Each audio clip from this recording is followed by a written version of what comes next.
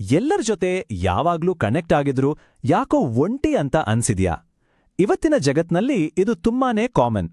ಆದ್ರೆ ಕೆಲವೊಮ್ಮೆ ನಮ್ಮನ್ನಾವು ಸರಿಯಾಗಿ ಅರ್ಥ ಮಾಡ್ಕೊಳ್ಳೋಕೆ ಮೊದಲು ಕಣ್ಮರೆಯಾಗ್ಬೇಕಾಗತ್ತೆ. ಇದು ಹೇಗ್ ಸಾಧ್ಯ? ಬನ್ನಿ, ಇದರ ಹಿಂದಿನ ರಹಸ್ಯ ಏನು ಅಂತ ನೋಡೋಣ. ಈ ಮಾತು ಪರಿವರ್ತನೆಯ ಒಂದು ಆಳವಾದ ಸತ್ಯವನ್ನ ಹೇಳುತ್ತೆ. ಅಂದ್ರೆ ನಿಜವಾದ ಬದಲಾವಣೆ ಅಂದ್ರೆ ನಮ್ಮಲ್ಲಿ ಏನನ್ನೋ ಸೇರಿಸ್ಕೊಳ್ಳೋದಲ್ಲ, ಬದಲಿಗೆ ಸಂಪೂರ್ಣವಾಗಿ ಕರಗಿ ಆ ಶೂನ್ಯದಿಂದ ಹೊಸದಾಗಿ ಹುಟ್ಟೋದು. ಇದು ಕೇಳೋಕೆ ಸುಲಭವೂ ಅಲ್ಲ, ಆದ್ರೆ ಇದರ ಪರಿಣಾಮ ಅಷ್ಟೇ ಶಕ್ತಿಯುತ. ಹೌದು, ನಾವು ಬದುಕ್ತಾ ಇರೋದೇ ಒಂದು ಒತ್ತಡದ ಜಗತ್ತಿನಲ್ಲಿ. ಸದಾಕಾಲ ಬೇರೆಯವರ ಕಣ್ಣಿಗೆ ಕಾಣಿಸ್ಕೊಳ್ತಾ ಇರಬೇಕು ಅನ್ನೋ ಒತ್ತಡ, ಸೋಷಿಯಲ್ ಮೀಡಿಯಾದಲ್ಲಿ ಲೈಕ್ಸ್ ಮತ್ತು ಶೇರ್ಗಳಿಗಾಗಿ ಒದ್ದಾಡುತ್ತಾ ನಮ್ಮ ಸ್ವಂತ ಬೆಳವಣಿಗೆಯನ್ನೇ ಮರೆತು ಬಿಡ್ತೀವಿ. ಈ ಗದ್ದಲ ನಮ್ಮ ನಿಜವಾದ ಶಕ್ತಿಯನ್ನ ಹೇಗೆ ಕಡಿಮೆ ಮಾಡುತ್ತೆ ಅಂತ ನೋಡೋಣ. ಕೇಳಿದೀರಾ ಈ ಮಾತುಗಳನ್ನ? ದಿನ ಪೋಸ್ಟ್ ಹಾಕಿ, ಯಾವ ಮೀಟಿಂಗೂ ಮಿಸ್ ಮಾಡ್ಕೋಬೇಡಿ, ಯಾವುದನ್ನೂ ಮಿಸ್ ಮಾಡ್ಕೋಬೇಡಿ, ಇಲ್ಲಾಂದ್ರೆ ನೀವು ಹಿಂದೆ ಉಳಿದುಬಿಡ್ತೀರಾ. ಈ ನಿರಂತರ ಒತ್ತಡ, ಈ ಅವಸರ ನಮ್ಮ ಗಮನವನ್ನು, ಶಕ್ತಿಯನ್ನು ಎರಡನ್ನೂ ಖಾಲಿ ಮಾಡಿಬಿಡತ್ತೆ. ಇದನ್ನೇ ಪ್ರದರ್ಶನ ಸಂಸ್ಕೃತಿ ಅಂತ ಕರೆಯೋದು. ಅಂದ್ರೆ ಏನು ಗೊತ್ತಾ? ಇಲ್ಲಿ ಏನಾದ್ರಿ ಅನ್ನೋದಕ್ಕಿಂತ ಹೇಗೆ ಕಾಣಿಸ್ಕೊಳ್ತಿದ್ದೀರಾ ಅನ್ನೋದೇ ಮುಖ್ಯವಾಗ್ಬಿಡುತ್ತೆ. ಹೊಸದಾಗೇನಾದ್ರೂ ಮಾಡೋದಕ್ಕಿಂತ ಎಲ್ರೂ ಮೆಚ್ಚುವಂಥ ಹಳೆಯ ದಾರಿಯಲ್ಲೇ ನಡೆಯೋದಕ್ಕೆ ಹೆಚ್ಚು ಚಪ್ಪಾಳೆ ಸಿಗುತ್ತೆ. ನೋಡಿ, ಇಲ್ಲೇ ಇದೆ ಅಸಲಿ ವ್ಯತ್ಯಾಸ. ಪ್ರದರ್ಶನ ಅನ್ನೋದು ಯಾವಾಗ್ಲೂ ಬೇರೆಯವರಿಗಾಗಿ, ಅವರ ಚಪ್ಪಾಳೆಗಾಗಿ. ಆದ್ರೆ ಆಗುವಿಕೆ ಇದೆಯಲ್ಲ, ಅದು ನಮಗೋಸ್ಕರ, ನಮ್ಮೊಳಗಿನ ತೃಪ್ತಿಗಾಗಿ. ನಿಜವಾದ ಬೆಳವಣಿಗೆಗೆ ಪ್ರೇಕ್ಷಕರು ಬೇಕಾಗಿಲ್ಲ, ಅದಕ್ಕೆ ಬೇಕಿರೋದು ಏಕಾಂತ. ಸರಿ, ಹಾಗಿದ್ರೆ ಈ ಗದ್ದಲದಿಂದ ಹೊರಗೆ ಬರೋದು ಹೇಗೆ? ಓಡಿ ಹೋಗ್ಬೇಕಾ? ಖಂಡಿತ ಇಲ್ಲ. ಬದಲಿಗೆ ಒಂದು ಸ್ಟ್ರಾಟಜಿ ಪ್ರಕಾರ ನಿರ್ಗಮಿಸಬೇಕು. ಈ ಕಣ್ಮರೆಯಾಗುವುದನ್ನ ಒಂದು ಕಲೆಯಾಗಿ ಹೇಗೆ ಬಳಸಬಹುದು ಅಂತ ಈಗ ನೋಡೋಣ. ಈ ದಾರಿಯಲ್ಲಿ ಮೊದಲ ಹೆಜ್ಜೆ ಇಡೋಕು ಮುಂಚೆ ಪ್ರತಿಯೊಬ್ಬರೂ ತಮ್ಗೆ ತಾವೇ ಕೇಳ್ಕೋಬೇಕಾದ ಒಂದು ಪ್ರಶ್ನೆ ಇದೆ. ಜನರ ತಾತ್ಕಾಲಿಕ ಮೆಚ್ಚುಗೆ ಮುಖ್ಯನಾ, ಅಥವಾ ನಮ್ಮ ವ್ಯಕ್ತಿತ್ವದ ಶಾಶ್ವತ ಬೆಳವಣಿಗೆ ಮುಖ್ಯನಾ? ಉತ್ತರ ಸ್ಪಷ್ಟವಾದ್ರೆ ದಾರಿಯೂ ಸ್ಪಷ್ಟವಾಗುತ್ತೆ. ಇಲ್ಲಿದೆ ನೋಡಿ ಒಂದು ಸಿಂಪಲ್ ಆದ್ರೆ ಪವರ್ಫುಲ್ 14 ದಿನದ ಪ್ಲಾನ್. ಮೊದಲಿಗೆ ನಿಮ್ಮ ಡಿಜಿಟಲ್ ಜಗತ್ತನ್ನ ಕ್ಲೀನ್ ಮಾಡಬೇಕು. ನಂತರ ನಿಮ್ಮಗಾಗಿಯೇ ಒಂದು ಶಾಂತವಾದ ಜಾಗವನ್ನು ಸೃಷ್ಟಿಸ್ಕೊಳ್ಬೇಕು. ಆಮೇಲೆ ಉದ್ದೇಶಪೂರ್ವಕವಾಗಿ ಆಫ್ಲೈನ್ ಆಗಿರಬೇಕು. ಕೊನೆಯಲ್ಲಿ ಹೊಸ ಅಭ್ಯಾಸಗಳೊಂದಿಗೆ ಹೇಗೆ ವಾಪಸ್ ಬರಬೇಕು ಅಂತ ಪ್ಲಾನ್ ಮಾಡಬೇಕು.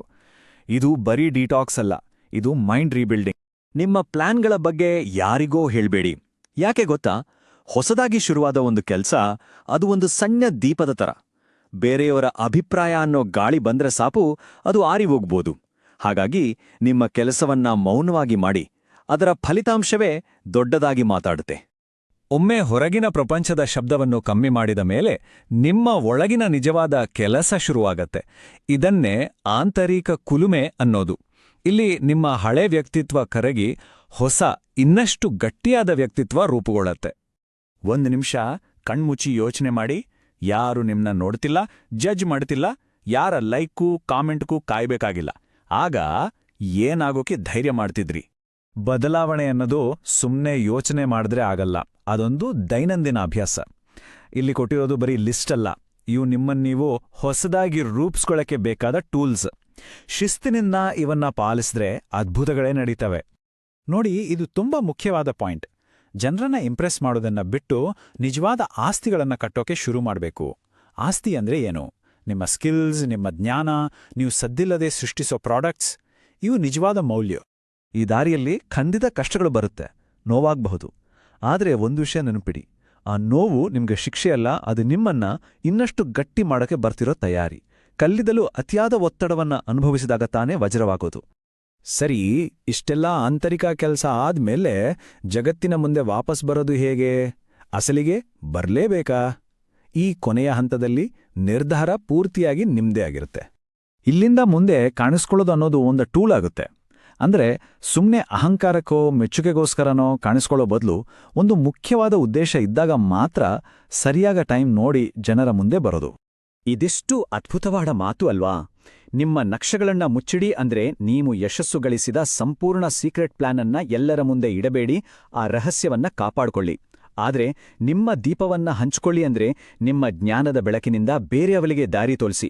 ಪೂರ್ತಿ ರೂಟ್ ಮ್ಯಾಪ್ ಕೊಡಬೇಡಿ, ಆದ್ರೆ ಅವರ ದಾರಿಗೆ ಬೆಳಕು ಕೊಡಿ. ಈ ಏಕಾಂತತೆ ಅನ್ನೋದು ಒನ್ ಟೈಮ್ ಆಕ್ಟಿವಿಟಿ ಅಲ್ಲ, ಇದನ್ನೊಂದು ಲೈಫ್ ಸ್ಟೈಲ್ ಮಾಡ್ಕೋಬೇಕು. ಪ್ರತಿ ವಾರ 1 ದಿನ ಡಿಜಿಟಲ್ ಲೋಕದಿಂದ ಬ್ರೇಕ್, ಪ್ರತಿ 3 ತಿಂಗಳಿಗೆ 1 ವಾರ ಮೌನ, ವರ್ಷಕ್ಕೆ ಒಮ್ಮೆ 1 ತಿಂಗಳು ಸಂಪೂರ್ಣವಾಗಿ ಕಣ್ಮರೆ.